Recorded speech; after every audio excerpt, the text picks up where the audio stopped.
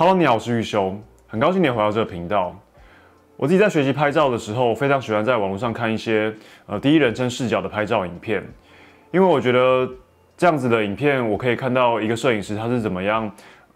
找到一个适合拍照的地方，然后在这个地方是怎么样的把这张照片拍出来的。我觉得这样子的影片对我而言非常有帮助，所以我之前也自己做了一些第一人称视角的拍摄影片。然后有人就会在下面问我说，我的影片是使用什么样的器材，然后我这些器材是怎么样架设的。那今天这支影片我就想要说，我自己都是使用什么样的器材，然后我是怎么样拍摄一支 POV 影片的。那我们现在开始吧。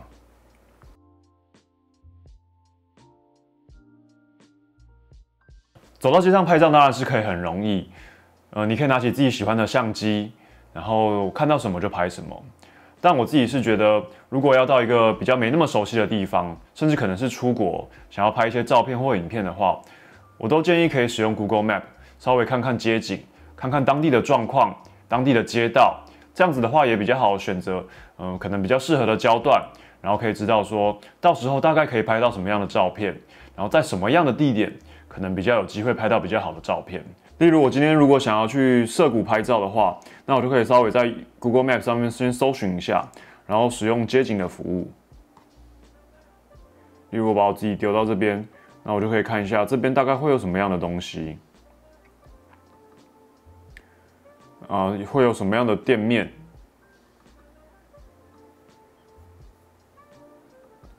可以走进街道里面看看里面会有什么样的东西，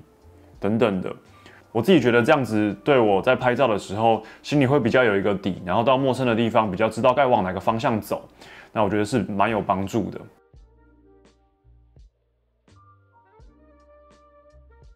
再来的话是大家比较感兴趣的部分，我自己是使用富士的相机，那我有时候会使用 XT3，或者是现在正在录影的 XT5。那焦段的话，我可能会看当地的状况，或者是当天的心情，我去做选择。除了拍摄照片的相机以外，最重要的是要有另外一台机器可以拍摄你第一人称的影片。那这个东西可以是手机，也可以是运动相机。那我自己目前所使用的是 GoPro 10。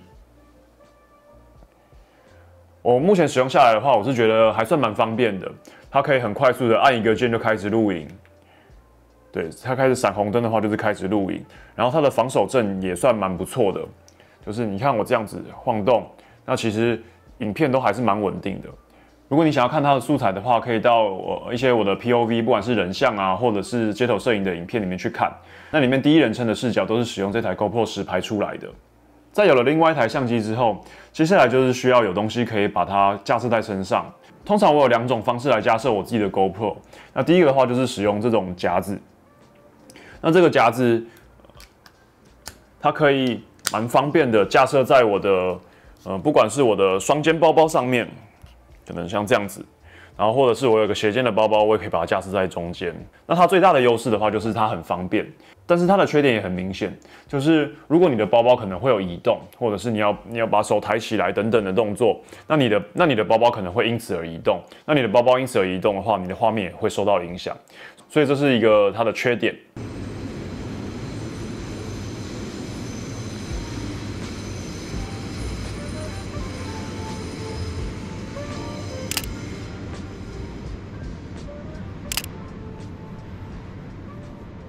第二个是我觉得效果最好、最稳定，也是我最常使用的架设方式，就是使用 GoPro 的胸背带。OK， 那我先把它穿上来给大家看看会是长什么样子。好，再来的话就是把我的 GoPro 架设在身上。那它就是一定会在正中间，然后你再放在胸口的话，其实也是最稳定的。但是它的缺点也很明显，就是你会发现它的穿脱并不是很方便。那通常我的做法是我可能会穿深色的衣服，让它变得不要那么显眼，或者是外面再加一件外套。但是就是有时候穿脱会比较麻烦一点点。但整体来说，我觉得它的效果是最好的。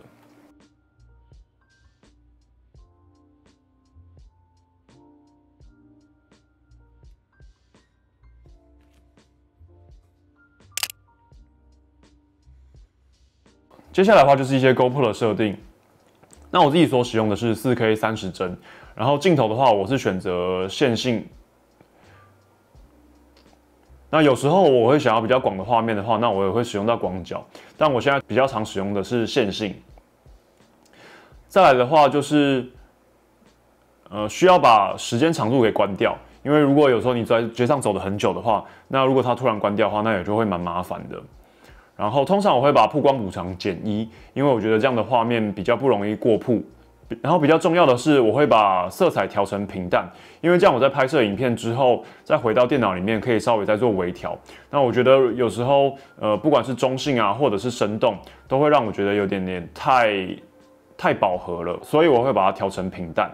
至于富士的相机，不管是 X-T3 或 X-T5 的设定，我就不在这边多讲。如果你有兴趣的话，欢迎在下面留言给我，我可以另外再做一支影片。拍完照片和影片，我建议先把照片挑选出来，然后修完照片，这样才能确定说你的影片需要哪一些素材。然后我觉得 POV 影片有一个蛮重要的，就是你的音乐，因为音乐可以很大程度改变你这个影片的氛围和感觉。那我自己目前所使用的是 Epidemic Sound 或者是 Artlist， 不一定。那下面我会提供我的连结，如果你使用这个连结的话，你可以获得多1个月的免费。那我自己的话也会有多1个月的免费。所以如果你想要支持这个频道，或者是你觉得对你有帮助的话，都可以使用下面的连结来注册。以上就是我拍摄 POV 影片的一些分享。那如果这个影片对你有帮助的话，欢迎按赞、订阅还有分享。如果有任何问题的话，都可以在下面留言给我，我看到的话我会尽快回复。那我们下次再见，拜拜。